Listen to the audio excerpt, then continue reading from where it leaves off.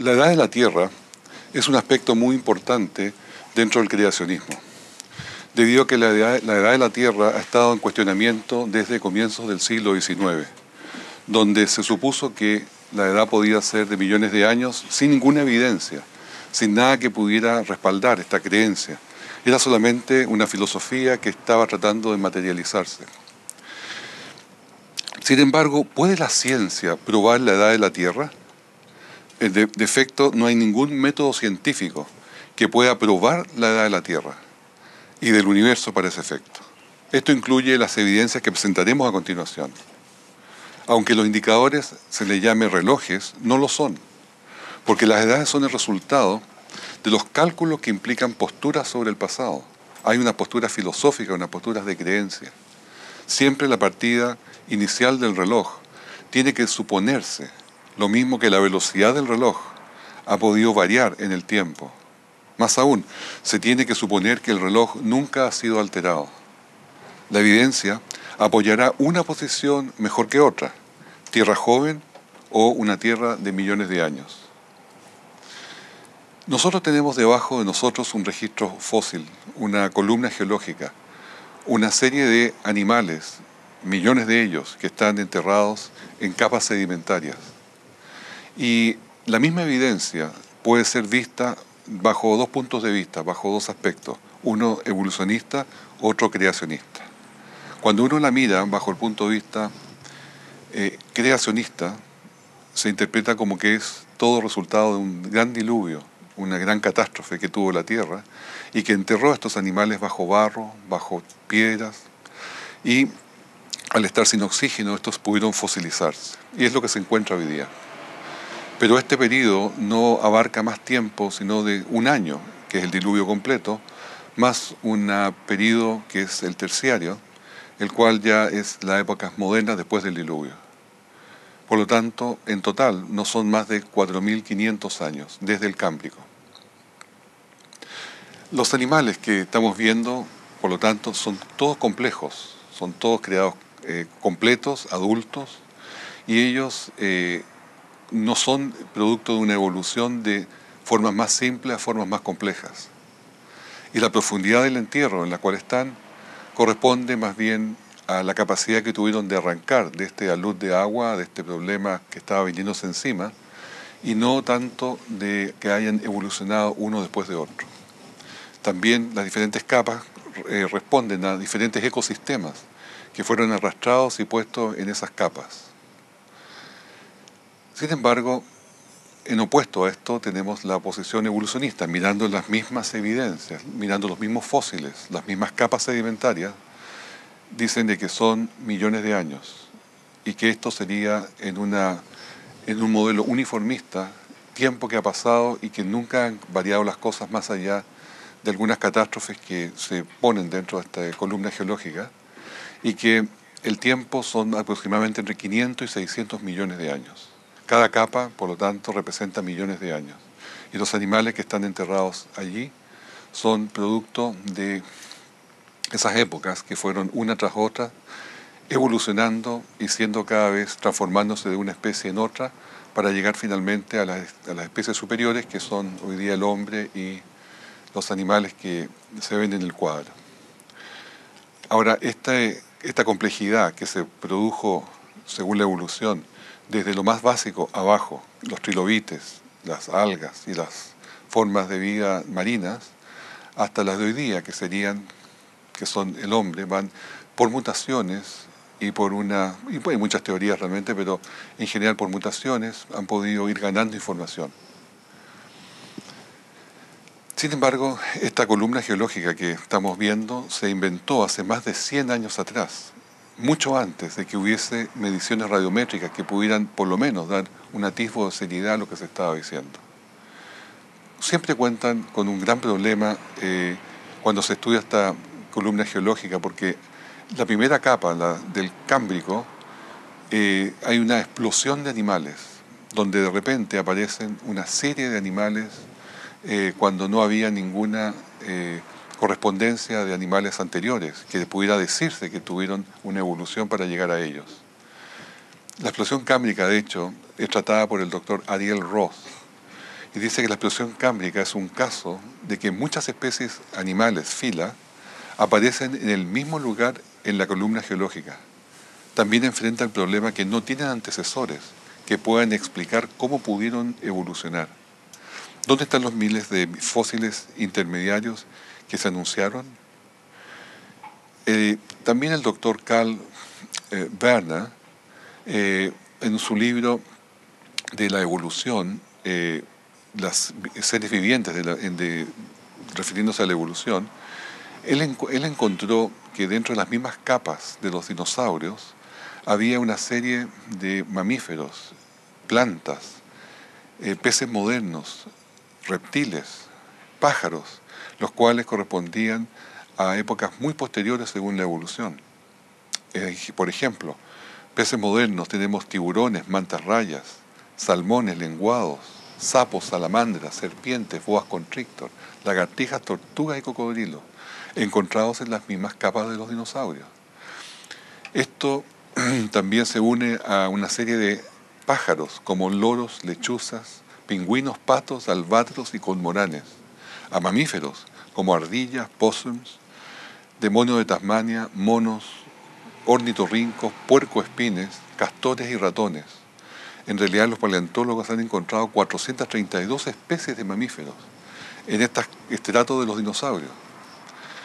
Y la pregunta, ¿cómo pueden ellos estar compartiendo los mismos estratos, o sea, la misma época de vida que los dinosaurios? Y los dinosaurios se supone que estuvieron en una época donde ya estaba pasando la evolución por allí para llegar después a otras especies.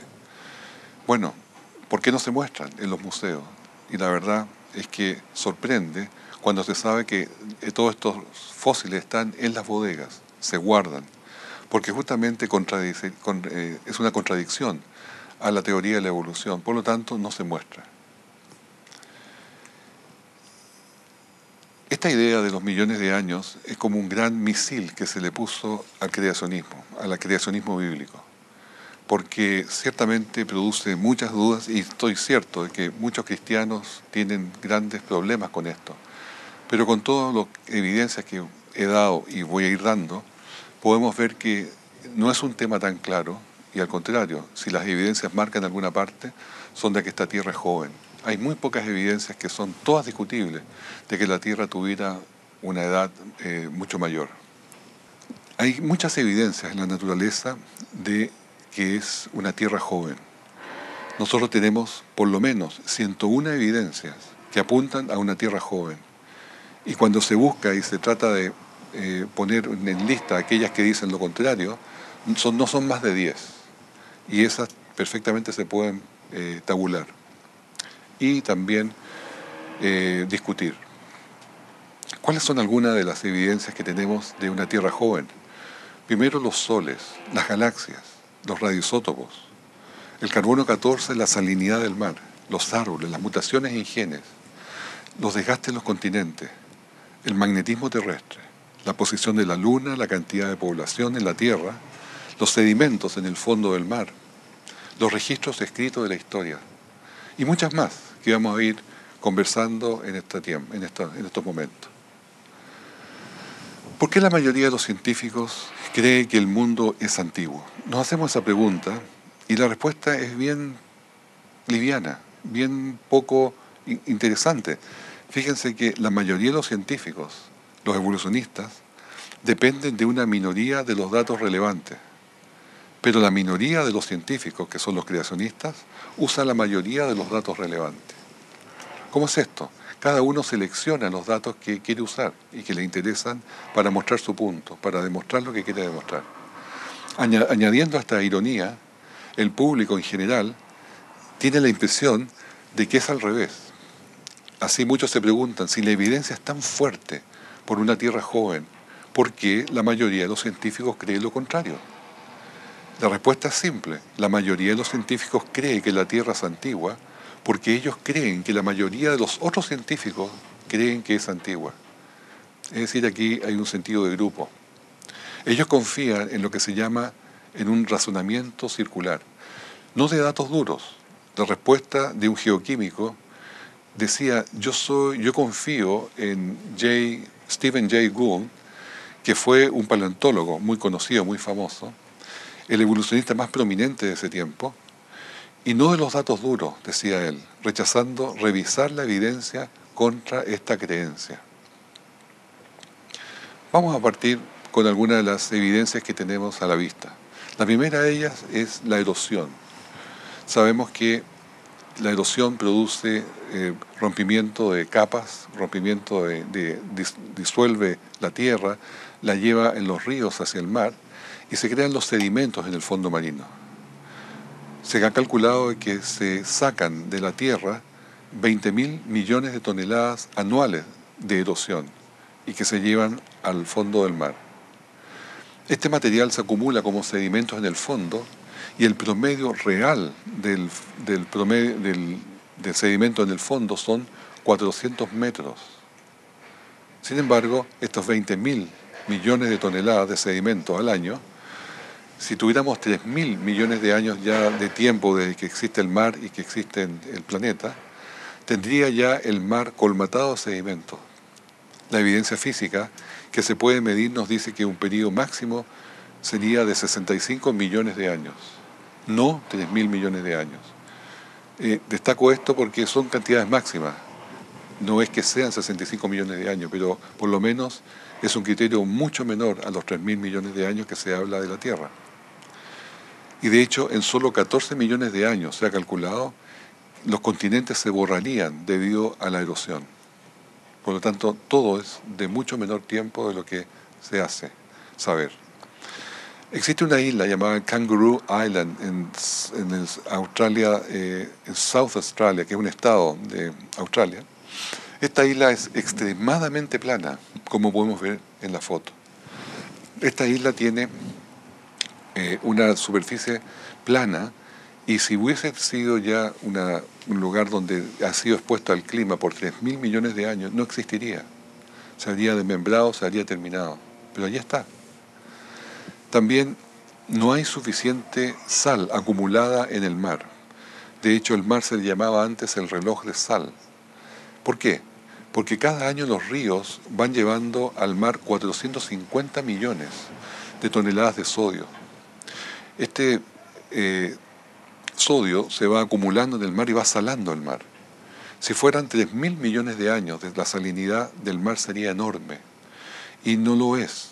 Solamente tiene una salinidad de 11 gramos de sal por litro de agua.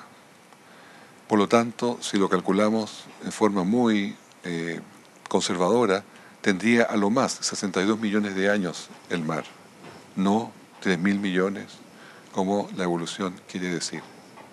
El Mar Muerto es un muy buen ejemplo de una salinidad acumulada. En el Mar Muerto, que está en una depresión a 394 metros debajo del mar, llegan las aguas del río Jordán y allí se depositan y ya no salen a ninguna parte, sino que solamente se evaporan. Y eso ha ido acumulando la sal. Pero el Mar Muerto tiene una salinidad de 350 gramos por litro de sal. Es decir, es tremendamente más salado de lo que es el mar. Aquí tenemos unas imágenes del Mar Muerto donde la gente puede flotar prácticamente como sentado en el agua por la densidad que tiene. Y vemos también la orilla, cómo está acumulada la sal que se ha ido acumulando con los años. Otra evidencia que hay es el helio. El helio se va a la atmósfera cuando hay una degradación alfa radioactiva de las rocas minerales que son radioactivas. Y como gas liviano, el helio se va directamente a la atmósfera y allí se acumula. Escapa rápidamente y si pensando de que el mundo, la Tierra, no hubiese tenido nada de helio en un comienzo, la pequeña cantidad que hay en la atmósfera hoy día habría tomado a lo más 2 millones de años en acumularse. Esto es muchísimo menos que el tiempo asignado a la atmósfera de 3.000 millones de años. También el dipolo magnético de la Tierra se está degradando. Esto es, todos conocemos el dipolo magnético, todos conocemos los imanes, los compases magnéticos que nos indican el norte. Perfecto, eso funciona con los dipolos magnéticos. Pero el dipolo magnético de la Tierra se puede medir, se ha medido por muchos años y actualmente mide 7,9 por 10 elevado a 22 joules por Tesla. Se pueden convertir a Gauss por centímetro cúbico o Ampere por metro cuadrado.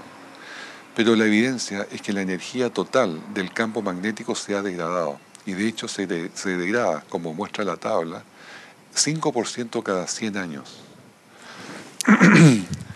También el campo magnético se ha reversado en varias ocasiones y se cree que esto fue durante el diluvio.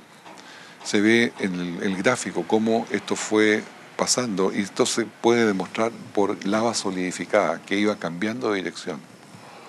Al ritmo actual de degradación, el campo no puede ser más antiguo que 10.000 años de edad, porque si tuviese la Tierra 3.000 millones o 4.000 millones de años, el campo magnético debería haberse agotado, debería haber terminado. Pero la evidencia que existe y que se está disminuyendo un 5% cada 100 años indica que tiene que ser la Tierra joven.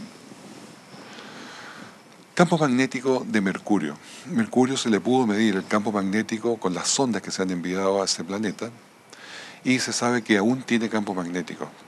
Mercurio es pequeño y debe tener 5.000 millones de años, debería haberse enfriado y su centro magmático ya debería estar solidificado, no generando campo magnético, pero tiene campo magnético. Luego es un planeta joven, consistente solamente con miles de años. Lo mismo sucede con Urano, con Neptuno, con las lunas Ganímide, Io y Europa. Todas ellas tienen campos magnéticos y es inconsistente con una edad de 5.000 millones de años. Solo es compatible con miles de años. Los árboles, todos hemos sabido de siempre, que nos indican su edad a través de los anillos. Y existe un árbol muy especial en los White Mountains, en California, que de hecho es el organismo vivo más antiguo del mundo. Se llama el Bristol Cone Pine y es de un nombre técnico Pinus longaeva. Y fue confirmado esta edad por la dendrocronología. ¿Qué edad? Una edad posiblemente cercana a los 4.500 años, porque tiene anillos en sus troncos, tiene 4.723 anillos contados. Y eso hace coincidir y hace más o menos una correspondencia con 4.500 años. Se sabe que los árboles a veces producen 2 anillos por año, dadas unas circunstancias especiales. Ahora, este árbol en sí mismo crece en una zona muy poco amigable, a más de 3.000 metros de altura, con gran frío, nieve en el invierno, grandes vientos, y la roca donde está puesto es una roca con muy poca tierra vegetal, es decir, es un árbol que está en la dureza, pero son resistentes. Podemos ver en la foto donde está un bosque de este tipo del Bristol Cone Pine, y les puedo garantizar que no se sabe exactamente dónde se midió el de 4.723 anillos, porque si estuviera indicado ya le habrían sacado los pedazos para llevarlo como un souvenir. Y podemos ver en esta otra imagen un hombre sentado al lado de un Bristol Cone Pine que es enormemente grande también. El material biológico también se destruye muy rápido. Todos sabemos que tenemos dentro de nosotros el ADN, dentro de nuestras células, y ese ADN los expertos insisten que no puede resistir en un medio natural más de allá de 10.000 años a la temperatura ambiente. 10.000 años que deben estar posiblemente en condiciones de frío y sin humedad, pero si hay agua se destruye inmediatamente. El ADN es muy delicado, se fracciona muy fácil.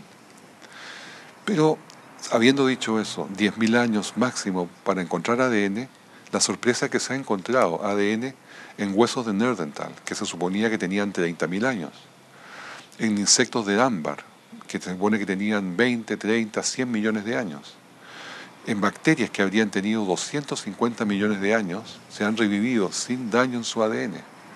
Y también se ha encontrado tejido blando y células de sangre en dinosaurios, lo cual ha abismado a los expertos. Todo esto contradice la la academia referente a los millones de años. Les cuento qué pasó en un lugar llamado Hell Creek, Montana, en los Estados Unidos. La doctora Mary Schweitzer estaba desenterrando y preparando un tiranosaurio rex para llevarlo al museo. Y lo estaban haciendo por helicóptero por falta de caminos. Cuando llegó un momento en que tuvieron que llevar el hueso más grande, que es el fémur, este era demasiado pesado y voluminoso para llevarlo en el helicóptero, así que decidieron partirlo en dos. Cuando le aplicaron la sierra y pudieron abrirlo y partirlo, salió un olor nauseabundo de su médula y eso creó una gran sospecha que algo especial, algo raro había allá adentro. Llegando al laboratorio, pudieron disolver el calcio de los huesos y ver qué es lo que quedaba. La gran sorpresa, desde luego, fue al encontrar vasos sanguíneos dentro de esa médula. Había también hemes o partes de glóbulos rojos y tenía ese tejido que se puede ver en la imagen, tejidos biológicos, células, tejidos blandos, proteínas, hemoglobina y colágeno. Una absoluta sorpresa de encontrar todo este material biológico después de supuestos 70 millones de años ya distinguidos, que se supone tendría que haber estado todo seco, si no convertido en piedra. Esto la doctora Schweitzer dijo que es algo que nunca soñó ver. Y de hecho se le hizo repetir sus pruebas 17 veces para poder ver dónde había error, dónde había contaminación o dónde había algún tipo de situación que no era adecuada. Pero eso no sucedió, se confirmaron vez tras vez. Pero al final su jefe, el jefe del museo, le dijo que por todo lo que le mostrara y le pudiera mostrar como evidencia, nunca le iba a creer. Porque el paradigma es más fuerte. La evidencia puede estar allí, pero el paradigma es demasiado fuerte para creerlo. El paradigma de la evolución, me refiero. También en el mismo lugar, en el mismo Hell Creek, se han encontrado muchos tiranosaurios sin petrificación. Hay un ejemplar que se llama el MOR 555, llamado Bankel T-Rex, que está en exhibición en el Museo de los Rockies, en Montana, Estados Unidos. Todos los huesos están en perfecta conservación, solo son huesos, pero se les asigna igual 65 millones de años. Ahí en la imagen podemos ver parte de ellos y una gran pata de dinosaurio que, como decía, no está fosilizada. La columna geológica que hemos visto antes tiene otras representaciones como la que ven acá y pueden ver entre medio donde dice TK y TP, dice gigantes extinciones, como que había ahí una gran extinción en dos periodos, es decir, se reconoce que ha habido una gran destrucción, por supuesto por otras circunstancias según la evolución. Pero lo importante que les quiero decir es que cada una de estas capas supone que son millones de años, como se puede ver también al lado derecho, siempre millones de años. Cada capa va poniéndose según millones de años según la evolución. Bueno, si fuese así, ¿qué pasa y cómo se explica que haya fósiles de árboles depositados en estratos múltiples, como se está viendo en esta foto de la derecha? Un árbol que cruza una cantidad enorme de estratos. Esos estratos supuestamente son millones de años. Y podemos preguntarnos cómo un árbol vivió por millones de años y fue siendo tapado por los diferentes estratos, o un árbol murió y vivió y murió y quedó siendo enterrado después por millones de años por diferentes estratos que llegaron encima. Es bien inconsistente esa historia porque los árboles no viven millones de años y si se mueren, se pudren, no quedan parados por millones de años. Podemos ver ejemplos de esto en los joggings en Nueva Escocia, en Estados Unidos, donde hay 760 metros de estratos que corresponden a 20 zonas geológicas diferentes. Aquí podemos ver otra imagen, donde tenemos una serie de árboles que también están cruzando diferentes estratos. Y son árboles múltiples algunos, otros árboles que están en Yellowstone, que vamos a ver una imagen posteriormente, y otros que simplemente son muy gruesos, muy grandes, pero claramente están topando varios estratos. Y uno incluso cruza dos capas de yacimientos carboníferos. También Eh, Cuando encontramos que hay capas sedimentarias que han sido dobladas y se han doblado perfectamente, nos está diciendo algo, que esas capas sedimentarias no son millones de años, sino que se han doblado así porque eran frescas cuando fueron presionadas por diferentes condiciones geológicas. Y estas se doblaron porque se doblaron dúctilmente y llegaron a formar las formas que estamos viendo allí, que son simplemente hasta 90 grados, más de 90 grados, que pudieron doblarse sin quebrarse. Si se hubiesen quebrado es porque ya estaban secas, pero para estar secas necesitaban tiempo, pero esto no hubo tiempo porque no son de millones de años. También les muestro el caso de un cañón en Burlingame, en Washington, Estados Unidos, donde se formó un cañón de 450 metros de largo por 35 metros de profundidad en solo 6 días, debido a que cayó agua a gran velocidad por el defecto de un canal de regadío. Y produjo este desastre en 1926. Hay testigos. Y no se necesitó millones de años para producir este cañón. Ahora, lo que sucede en verdad en la naturaleza referente a esto de los millones de años o no millones de años. Habitualmente se dice que los fósiles necesitan millones de años para fosilizarse. Pero les quiero mostrar una serie de ejemplos donde, primero que nada, los animales que mueren y quedan tirados en el campo o en el fondo del mar no se fosilizan, porque ellos, primero los del campo, se lo comen los depredadores, y después microorganismos, larvas, gusanos, comienzan a comerse también los huesos hasta que no queda finalmente nada. En el mar es lo mismo.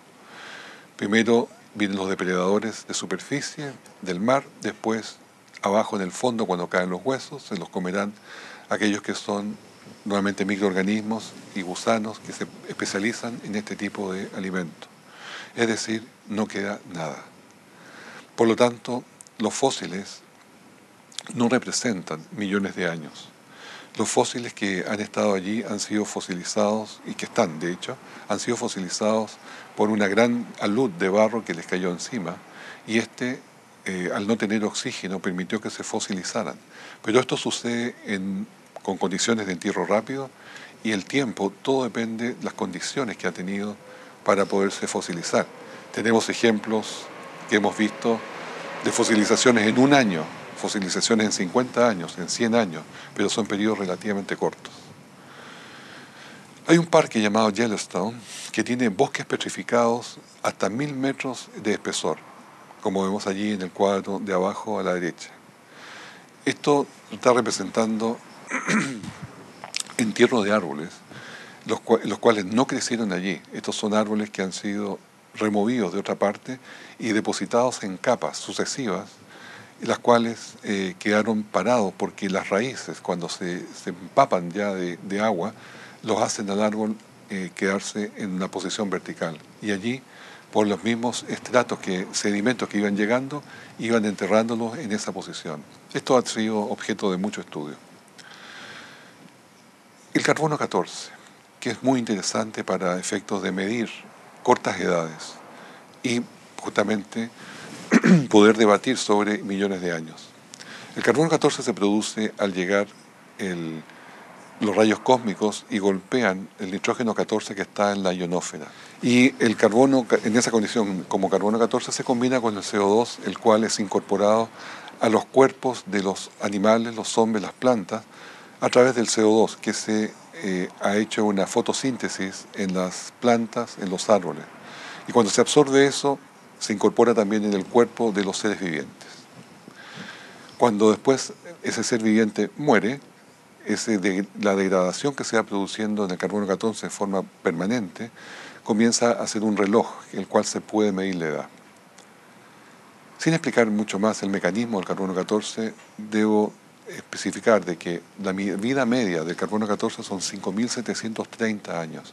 Es decir, en 5.730 años queda solamente la mitad del carbono 14 que había cuando la persona o el árbol o el animal murió. Y así, cuando ya tenemos 10 vidas medias, es decir, 57.300 años, se puede decir en forma práctica que ya no queda más radioisótopos de carbono 14. Por lo tanto, Si hay algo que tiene carbono 14 en su cuerpo, todavía en sus huesos, significa que tiene menos de 57.300 años. Ahora, esto es muy interesante porque se ha encontrado carbono 14 en diamantes. Los diamantes que se supone que tenían millones de años desde creados, se le ha encontrado, y no solamente en uno, sino que en gran cantidad de minas en África y en otros lugares del mundo se han encontrado diamantes que tienen carbono 14 10 veces más del límite de detección. Por lo tanto, son mucho más jóvenes que 57.000 años. Y esto nos hace pensar cómo es esto los diamantes. Los diamantes se forman a 160 kilómetros debajo de la superficie. Y estos diamantes tienden, por lo tanto, absorben su carbono 14 de alguna parte allá abajo en la Tierra. Nos lo absorben de ese carbono 14 que cae de la atmósfera. Y salen por pipas volcánicas hasta la superficie donde son recogidos.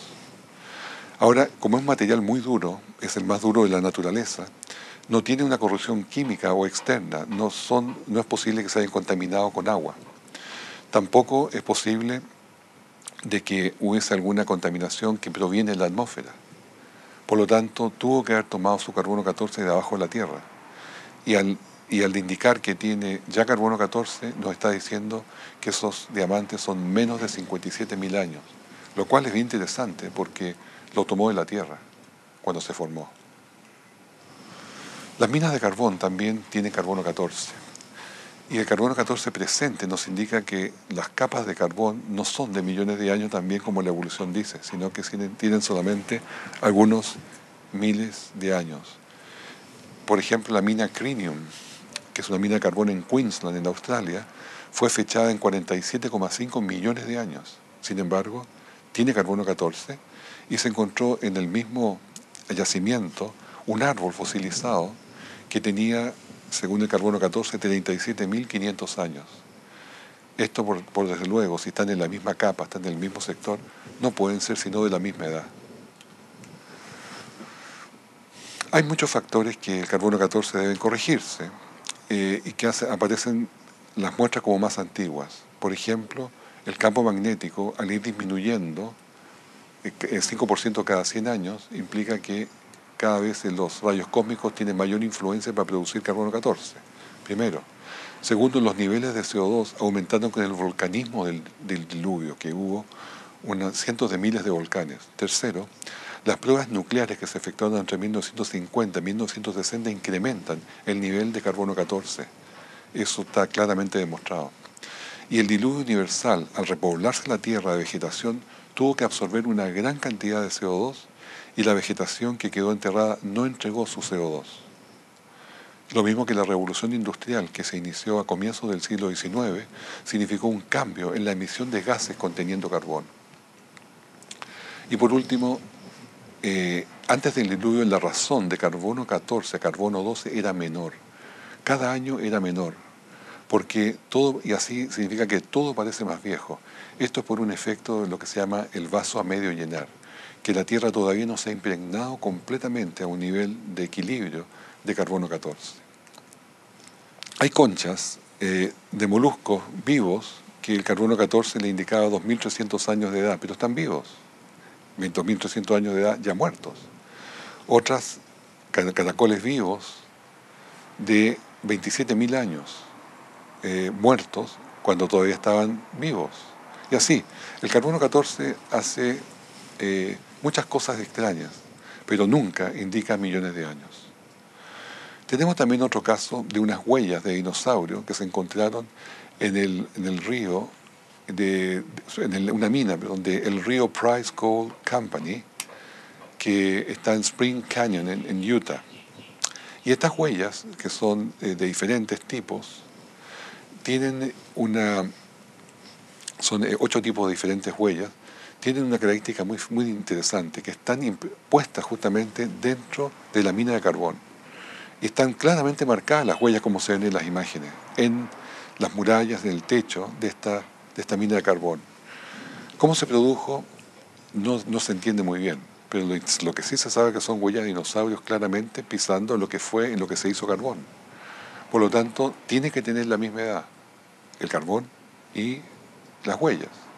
y los dinosaurios. Por lo tanto, lo que estamos mirando es una demostración de que ya que tiene carbono 14, que los dinosaurios no tienen más 70 millones o más de años, sino que tienen que tener una edad más consistente con 57.000 años, dado que ese carbón tiene carbono 14. Esto está también demostrado en el Museo Prehistórico del College de Eastern Utah. Vamos un poco al fechado con radioisótopos, radiométricos, que es habitualmente el método donde se discute mucho para poder probar la edad de la Tierra de millones de años. Y de hecho los paleontólogos lo usan bastante. Tenemos acá en la imagen al Mount St. Helens. Y sucedió, como hemos contado en otras ocasiones, una gran explosión en el año 1986, donde se borró prácticamente toda la parte superior de este volcán. Sin embargo, el 26 de octubre de 1986, una pasta espesa salió del volcán, que es lava llamada dacita, la que es muy espesa, por lo tanto, dejó de fluir la lava abajo del cerro y se apiló en la boca del volcán y la tapó. En junio de 1992, unos años después, el doctor Austin recogió 7 kilos de roca volcánica dacita desde el domo. Entró dentro del domo del volcán y sacó esta dacita. Una porción fue molida a polvo y se envió para análisis al Geochrome Laboratory en Cambridge. Y este es el mejor laboratorio de alta calidad especializado en fechado con radioisótopos, para hacer un fechado por el método de potasio-argón. Como referencia les puedo contar que el potasio-argón se degrada espontáneamente en argón 40, alcanzando una vida media de 1,3 billones de años. ¿Qué es lo que pasó? La dacita fue tomada de erupciones que fueron entre 1980 y 1986. Luego, la dacita, esta roca que se llevó para probar su edad, era perfectamente conocida la edad que tenía. Les explico un poco. La edad de una piedra es la edad cuando fue formada por lava. Cuando se solidificó y se enfrió, esa es la edad, es recién cero edad. Ahí ya comienza, entre comillas, a vivir. Antes de eso no se puede medir la edad de los átomos, no es lo que se mide eso. Lo que se mide es desde cuándo esta roca se formó como roca y ya se enfrió y quedó estable. Porque en ese momento los materiales radioactivos comienzan a desmembrarse, comienzan ya a hacer su trabajo y a transformarse, en este caso de potasio a argón. Y lo que se hace es medir la cantidad de material padre y material hijo. Y así en esa proporción se cree saber la edad que tiene la roca. Bueno, se sabe entonces que la roca, debido a que las erupciones fueron en 1980 y 1986, se sabe que la roca tenía a lo más 10 años. Pero cuando fue llevada al laboratorio, y este laboratorio de gran reputación, dieron edades entre 350.000 años y 2.800.000 años. Y esto, desde luego, que es irreconciliable con la edad verdadera que tiene la roca. El fechado por isótopos o radioisótopos realmente falla cuando se conoce la edad, porque simplemente no coincide. Este no es el único caso, hay muchos otros casos que están en la literatura que muestran lo mismo. Cuando se sabe la edad, falla la edad cuando se mide por radioisótopos. Entonces, ¿qué confianza hay cuando la edad se está midiendo en rocas que no se sabe su edad? Simplemente no se puede confiar. Porque la datación se basa en suposiciones, como vamos a ver en un cuadro más adelante. También hay desacuerdos irreconciliables cuando se usan otros métodos diferentes al potasio-argón, como el rubidium-strontium, o el samarium-noedium, o el plomo-plomo. Esto simplemente, al final, no es una prueba de que los elementos tienen millones de años. El radioisótopo, en la fechada por radioisótopo, descansa en suposiciones, decía recién. Y el fechado radiométrico se basa en 3 suposiciones del pasado. Primero, que la cantidad de isótopo hijo en la roca al comienzo se conoce, es decir, que no hay nada. Pero puede haber. ha existido isótopo hijo, que no se ha perdido mineral padre o ganado mineral hijo desde que se formó la roca, que es una condición de sistema cerrado. Y la degradación es constante de padre a hijo, es decir, que va en un flujo constante la degradación y no ha sufrido variaciones entre medio. Si estas condiciones se pudiesen garantizar, el método de radiación de datación radiométrica sería correcto. Sin embargo, a menos que hubiese testigos durante la formación de la roca y se hubiese chequeado desde entonces, es imposible garantizar que sea correcto. La degradación, por lo tanto, constante, implica que el parámetro que se ha medido por un siglo ha sido constante por los millones de años de la supuesta historia terrestre. Esto no está probado, pero también es improbable. Y las velocidades de degradación, las que pueden variar grandemente hoy en condiciones especiales, pueden haber sido mucho más rápidas en el pasado. La evidencia que sugiere esto está siendo analizada por un consorcio creacionista y un buen resumen de las inconsistencias documentales del fechado radiométrico son reunidas en la referencia que está en el cuadro más abajo. Eso desde luego requiere más estudio, más seguimiento, porque son temas más técnicos. También se encontró madera en una cantera, pero lo interesante de esto es que esta madera fósil que estaba dentro de la cantera, cerca de la ciudad de Banbury, en Inglaterra, como a 120 kilómetros al noroeste de Londres, fue fechada usando el método carbono 14 y se calculó entre 20.000 y 28.000 años esa madera con el carbono 14. Sin embargo, la piedra caliza, donde estaba en esta cantera, indica que era el periodo Jurásico y se supone que tenía 183 millones de años. Claramente hay un conflicto, hay una inconsistencia en esto. La madera dice una cosa, la caliza dice otra cosa. Pero la caliza está supuesta, tiene una edad supuesta, no tiene ninguna medición, sino suposiciones. Claramente hay un conflicto en los métodos de calcular edades. Ahí está la referencia también para posterior estudio. Tenemos acá también fosilización, como decía, en un año, un saco de harina. A la derecha una fuente de agua en 100 años, un sombrero de minero en 50 años. O estalactitas en solamente 40 años y 55 años en una mina de zinc en Australia. Los cometas se desintegran en poco tiempo. Y nosotros tenemos los cometas que pasan alrededor del Sol y podemos verlo desde la Tierra, que tienen dos colas. Una cola que es una cola de polvo y la otra es una cola de iones.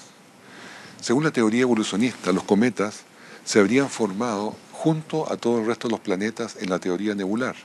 Es decir, son parte y la misma edad de la Tierra y del Sol, 5.000 millones de años. Si los cometas, cuando pasan alrededor del Sol, van perdiendo su cuerpo, porque están formados de hielo, de agua, metano y amonia, y que al calor del Sol se evapora. Y esa es la cola que se le ve, la cola de polvo que se le ve. Por lo tanto, al irse desgastando, no podrían sobrevivir más de, digamos, 100.000 años. Pero veamos un poco más detalle. El cometa Halley, por ejemplo, que pasa cada 76 años al lado del Sol, pierde el 0,1% de su masa. Por lo tanto, tendría máximo 1.000 circuitos o 76.000 años para haberse consumido completamente. En ningún caso 5.000 millones de años. Y muchos cometas tienen edades, por la misma razón, de menos de 10.000 años. Según la evolución, estos serían reemplazados por una nube que se llama la Oort, pero esta nunca ha sido vista por los telescopios espaciales. Por lo tanto, los cometas nos están indicando que este es un sistema planetario joven. La distancia de la Tierra a la Luna. La Luna está en este momento a una distancia de 385.000 kilómetros de la Tierra. Pero se sabe que la Luna se va alejando cada año una cantidad aproximada de 4 centímetros. ¿Por qué es esto? Sucede que la causa primaria que para que se produzca el alejamiento de la Luna de la Tierra son las mareas de los océanos. Como sabemos bien, la Luna es la que causa las mareas, esto que suba el agua en una hora y baje otras horas después. Este efecto de subir y bajar es por la atracción que le hace justamente la Luna al agua de la Tierra. Esto produce un roce con las rocas de esa agua que se traslada para un lado y para otro, y este roce produce pérdida de energía rotacional a la Tierra, y por ende su momento angular se ve disminuido también. Pero aquí tenemos un sistema combinado que no puede variar, que es Luna-Tierra. La Luna-Tierra tienen un momento angular, el cual debe conservarse. Entonces, si la Tierra disminuye su momento angular, la Luna tiene que aumentarlo. Y al aumentarlo exige que la Luna gane velocidad, se acelera, y su órbita, por lo tanto, estar más acelerada, la hace apartarse de la Tierra una cantidad de 4 centímetros al año. Ahora, pensemos un poco en esto. Si la Luna, lo más cerca que pudo estar es lo que se llama el límite de Roche, que está lo más cerca de la Tierra posible. Y esta posición de lo más cerca era de 11.500 millas, ¿sí? 11.500 millas de distancia de la Tierra. Digamos que hubiese partido de ahí. Y la Luna hubiese de ahí comenzado a alejarse 4 centímetros por año por el efecto que acabo de decir. Significa que la posición que hoy día tiene la Luna necesitaría solamente 1.300 millones de años para llegar a esa posición, no 4.600 millones de años. Es decir, si fuese consistente esta idea, la Luna tendría que estar muchísimo más lejos de la Tierra de lo que lo está ahora. Entonces la Luna nos está diciendo, no, este asunto no es de 4.600 millones de años, sino que es más consistente con una edad mucho menor. Hay actividad volcánica también en lugares como Io, en la luna de Júpiter, y tiene actividad volcánica que no debería tener. Esa luna debería estar apagada. Sin embargo, vemos en la foto claramente como las sondas han tomado fotos de actividad claramente volcánica en esta luna. Las supernovas son la explosión de soles cuando estos se agotan y ya no tienen más combustible. Y dejan claramente una cicatriz en el universo, claramente. Sin embargo, se supone que se produce una explosión de una supernova cada 25 años. Y cuando miramos nuestro sistema galáctico, podemos encontrar que hay solamente 200 supernovas. Si tuviese miles de millones de años, debería haber muchísimas más. Pero no existen, no están. Otra evidencia que tenemos es en los esqueletos que podemos encontrar de entierros antiguos. Según la evolución se supone que el ser humano ha estado en la Tierra como ser humano hace 200.000 años, por lo tanto enterrando a sus muertos. Si fueran 200.000 años, significa que habría por lo menos 8.000 millones de cuerpos enterrados, con sus artefactos, con sus costumbres. Sin embargo, cuando se busca esto, y pensemos que no existe diluvio, porque estamos en el modelo uniformista, significa que deberíamos encontrar por lo menos cantidad enorme de esos cuerpos enterrados. Sin embargo, no se han encontrado millones, se han encontrado algunos miles solamente, lo que indica, por lo tanto, de que no es consistente con una edad de 200.000 años la humanidad. Existe también otro efecto que es la entropía genética. La entropía genética es un efecto donde que da una poderosa evidencia de que la vida y la humanidad deben ser jóvenes, porque el genoma se está degenerando. El genoma es todo nuestro ADN, y el ADN se va degenerando año tras año debido a que tenemos nosotros las mutaciones, y las mutaciones incorporan al cuerpo, sin poderse reparar, una cantidad por lo menos de 100 mutaciones por generación. Y esta se transmite a los hijos, a la próxima generación, y así sucesivamente se va aumentando vez tras vez la cantidad de mutaciones. El genoma humano, por lo tanto, no puede tener cientos de miles de años, menos aún 6 millones de años que se supone que tuviera si es cuando salió de la separación de los simios. Esto es, la entropía genética probablemente es el mecanismo fundamental para explicar el proceso de la extinción, no solamente de los humanos, sino que también de los animales, las plantas. La extinción en el pasado y en el presente se pueden entender mucho mejor, no que fueran por los cambios climáticos, pero por la acumulación de mutaciones. Esto es muy consistente con una creación sobrenatural y una tierra joven. Usando el modelo numérico de simulación computacional, el doctor Sanford calculó que la humanidad podría alcanzar solamente 268 generaciones. Esto es consistente entre 10 y 20 mil años solamente. Mal que mal, Hebreos 1:11 nos dice que el mundo se envejecerá como una vestidura. Otras pruebas de que tenemos una creación joven, una tierra joven, son los vientos que tiene el planeta Neptuno, que llegan hasta 2.200 kilómetros por hora. Esto implica que es un planeta joven, que todavía tiene mucha energía. Los espirales de las galaxias. Cuando miramos las galaxias que están cerca nuestro, podemos ver que tienen a lo más 3 vueltas. Sin embargo, si tuvieran miles de millones de años, estas deberían tener cientos de vueltas ya. Y la población humana, que tenemos en este momento 7.000 millones de personas. Y si fuéramos 200.000 años ya como humanidad, la población sería muchísimo mayor. También la agricultura. La misma evolución dice que la agricultura es muy reciente. Dice que el hombre existió primero como cazador y recolector por 185.000 años, antes de descubrir la agricultura hace menos de 10.000 años, según declaran ellos. Y el hombre durante la edad de piedra era tan inteligente, sin embargo, como lo es hoy. Es improbable que ninguno de los 8.000 millones de personas que habrían existido por 185.000 años no se hubiese dado cuenta que las plantas crecen de la semilla.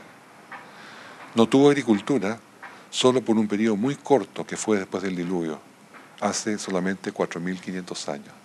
La historia en realidad de la agricultura desconocida es muy, muy inconsistente. Hay otro factor también, que es la historia. La historia es demasiado corta, porque de acuerdo a los evolucionistas, el Homo sapiens, que existió hace 190, 200.000 años, antes que se iniciara la escritura y registrase los eventos históricos, comenzó solo a hacerlo hace 4.000 a 5.000 años atrás. El hombre registra lo que le está pasando, lo que le sucede y deja escrito. De hecho, la historia se divide en la historia que está escrita y la prehistoria, que es lo que no se escribió. El hombre llamado prehistórico construyó monumentos megalíticos, pintó sus cavernas y mantuvo un control de los ciclos lunares. ¿Por qué tuvo que esperar 2.000 siglos antes de usar sus habilidades para registrar la historia? La propuesta bíblica del tiempo es mucho más consistente con este hecho. 5.000 años solamente de historia hacia atrás, que justamente es lo que la Biblia nos indica. Por último, quiero contarles de que cuando hablamos de 6.000 años, estamos hablando de la cronología bíblica.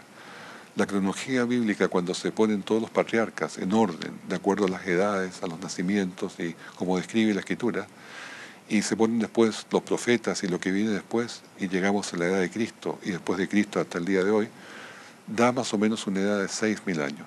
No hay otra referencia que nos pueda decir nosotros 6.000 o 7.000 o 8.000 años, sino esta, la Escritura que tenemos a nuestro servicio. Hebreos 3:4 nos dice, para terminar, porque toda casa es hecha por alguno, pero el que hizo todas las cosas es Dios.